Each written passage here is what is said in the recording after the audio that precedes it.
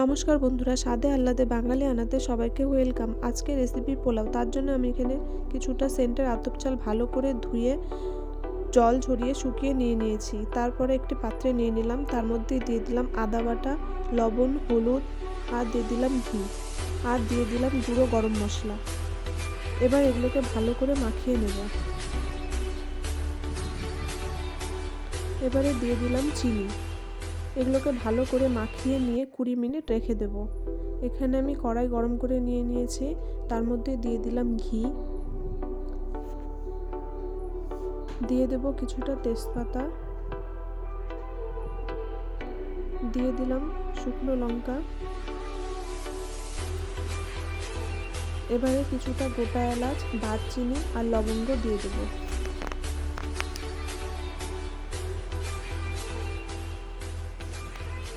কিছুটা কাজু বাদাম দিয়ে দিলাম। কাজু বাদামগুলোকে হালকা লাল করে ভেজে নেওয়ার পরে দিয়ে দেব কিশমিশ।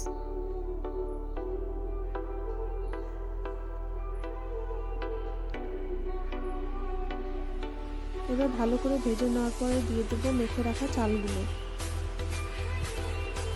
এগুলোকে ভালো করে মিশিয়ে নিলাম। এবারে দিয়ে দেব গরম জল।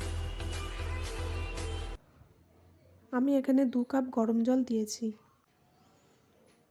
এবারে ঢেকে দেব।